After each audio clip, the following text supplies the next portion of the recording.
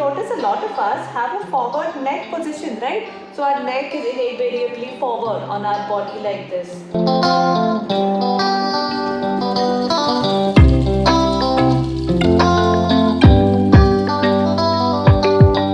Hi, welcome to another episode of Let Us Talk. My name is Megha Wag and I am a practicing neurophysiotherapist. So what this basically means is that I am a physiotherapist who specializes in adult neurology and psychosomatic disorders. So as the profession suggests, I spend a lot of my time working with persons in the geriatric age group or over the age of 60 or 65. And I also work with a lot of movements and exercises to gain improvements in my patients. So stay tuned because I am going to share a fair amount of exercises with you all. So why is this so relevant? Why do we talk about exercises for the elderly? Or why do we talk about lifestyle modifications, etc.? So our bodies age, our organ systems obviously cannot stay the same as when we were children or when we were young. So in order to accommodate these changes in our body systems, we need to adapt in a way that we can still continue to do everything that we need to do. So talking about physiological changes in our system, so talking about the nervous system, which is my area of interest obviously. So here we're talking about changes in the brain, the spinal cord and the peripheral nerves. So as you know, how these systems work are by transmitting electrical impulses that travel from the brain through the spinal cord, through the nerves and back. So this is the basis of all movements. So if nerves do not transmit impulses adequately, then there is a slowing of all the movements and the impulses are sometimes not interpreted properly. So as a result of this, we can have delayed reaction time. So as you know, a lot of persons, elderly people, are not comfortable driving because of this simple reason. And then if we talk about vision, so a lot of issues can happen with vision, like decreased accommodation time. So what is accommodation? The ability to adjust almost instantaneously, looking at the camera or looking further away, looking back. These things are affected. Also color discrimination and visual acuity. What is acuity? Looking at fine objects, as in the outlines of objects. So what happens is that things tend to blur into each other. And then we talk about touch. So there are these mechanoreceptors or touch receptors which are present in the skin. So in the elderly, as you know, the quality of the skin changes. It becomes thicker, it becomes more, it has more wrinkles, the structure changes, and also the blood supply to the skin changes, which is why we have all those changes. So because of this, as you know, the mechanoreceptors in the skin cannot send impulses properly, right, to the spinal cord. So because of this, we lose a lot of dexterity in our movements, or even our grip becomes weaker. All this is because our body is not able to pick up those impulses well from the environment and send them back to the brain. So talking about one of the most important aspects here, changes in the muscles. So because of the touch receptors not picking up impulses, there are these muscle spindles. These are these receptors which are present in muscle also, which can talk about how short or long the muscle is depending on what movement is going on. And then talking about finally the bone. So there are changes in the skeleton, the internal skeleton of the bone, right, the trabecular system. So these become weak, leading to bones becoming brittle, and all this leads to an easier chance of fractures, which is so dreaded and so dangerous in the elderly. So now talking about some of the conditions that are commonly occurring in the elderly. So if you talk about neurology, we have these two conditions which are very commonly discussed nowadays, which is Alzheimer's and dementia.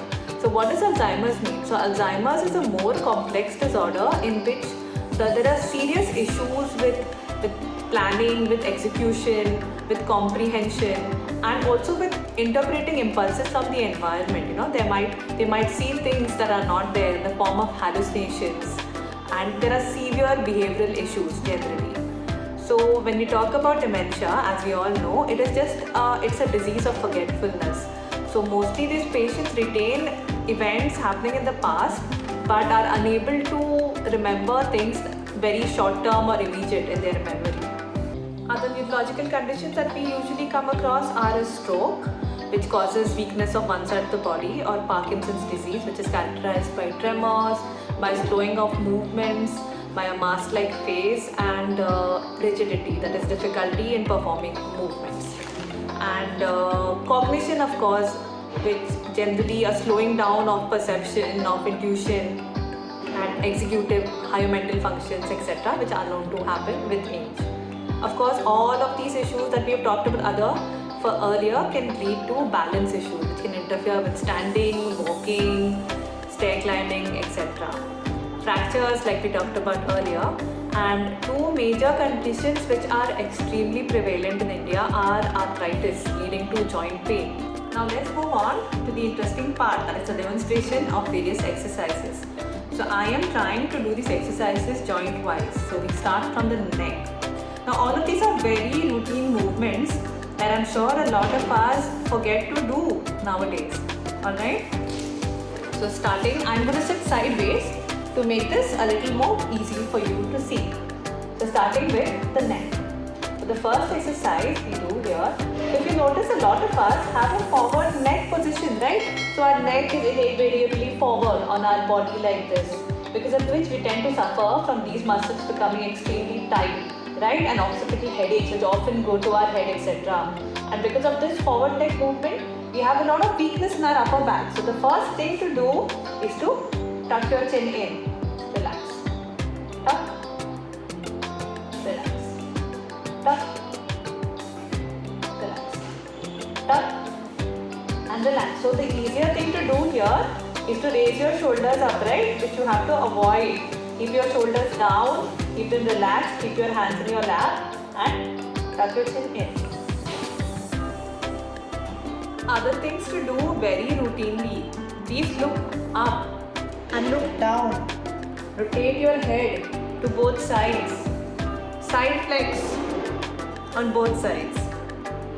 And if you do suffer from a lot of these headaches originating from your neck to the back of your head, you suffer from tightness in these muscles over here, you always feel like your shoulders are scrunched up like this, a very useful stretch for your trapezius would be, keep your shoulders down in the neutral position and turn your head to one side.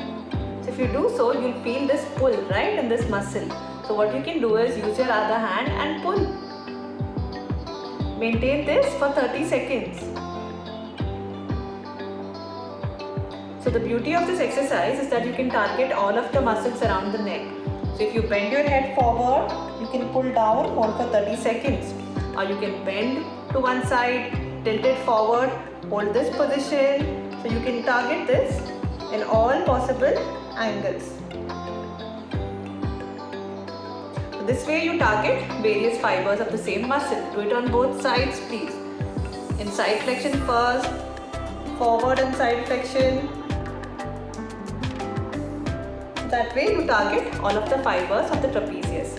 So hold for 30 seconds and repeat up to as many times a day as you need to. Hi, I am going to show you some basic exercises for your shoulder joint now. Okay, so I would say these are all basic strength and flexibility exercises. So the only advice I would give, or a precaution that I would ask you to take here, is that do not push yourself beyond a certain point if you are in pain, etc. Go to your doctor, go to your physiotherapist, alright? So starting with basic mobility exercises called arm swings. So what I am doing here is just opening, closing, opening, closing, opening, closing. So when you take it back, you can feel your scapula, your shoulder blade squeeze. This is more like a warm-up exercise. You can do this in the beginning of your exercises. Okay? Nice and warmed up now. So another exercise that we can do is shoulder rotations. So shoulder rotations backwards, or shoulder rotations forward.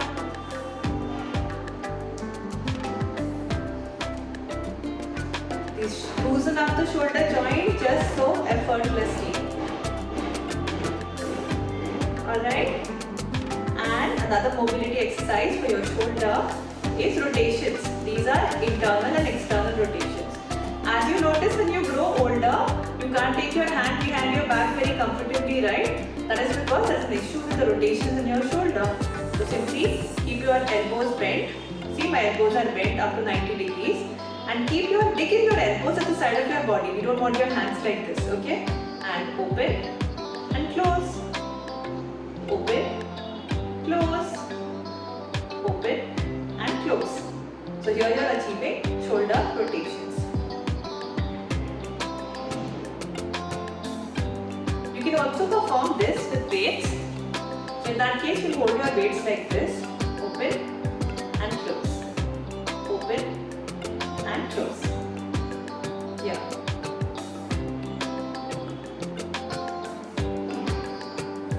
Okay. Now moving on to a wonderful exercise for shoulder mobility. That is a bond exercise. So by a bond, I am just taking any short stick. Alright. You can take anything that you have at home. And what you do is that hold your hands together at shoulder width distance. Alright, not too wide, not too tight, okay? Shoulder width distance and take it up and down. Up and down. Alright? Up and down. And if you can't take it beyond this, don't worry. Take it till there and bring it down. Alright? And since we are seated and we have the support of this beautiful stick, I will just say rotate and back, rotate and back. This is actually for the trunk, but I took the opportunity of showing this here. Rotate and back, rotate and back. I'm going to show you shoulder flexion, that is forward movement, and shoulder abduction, which is a sideways movement. So what you can do is that you have two dumbbells in your hands. If you can perform these without a dumbbell for a start also, it's fine. Just do what you're comfortable with. So hold the dumbbell up ahead and take it up and down. I would say start with a 90 degrees. Take it up to here, down, here, down, down, and slowly keep progressing. Go as high as you can.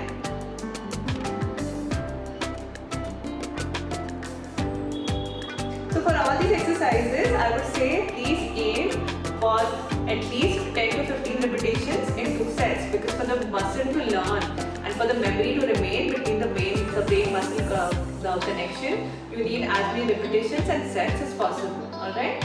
So now I shall show you side flexion, which is pretty much the same thing. Up, down, up, down. And again, please don't hunch your shoulders up. You need these to be relaxed, okay? For your deltoid, your middle deltoid to work. So another way to make this fun is to do this 1 and 2, 1 and 2, right? And then you can interchange 1, 2, 1 and 2. Concluding today's episode of these exercises, I hope that you find them useful and they help you to have greater awareness of your body and improved muscle strength, balance, posture as well. Only be mindful that for the muscle brain memory to build up, I would advise you to try these exercises for at least 50 days to a month to see more responses. And hoping to see you very soon in the next episode where I shall share some more exercises with you. Bye, take care, keep moving.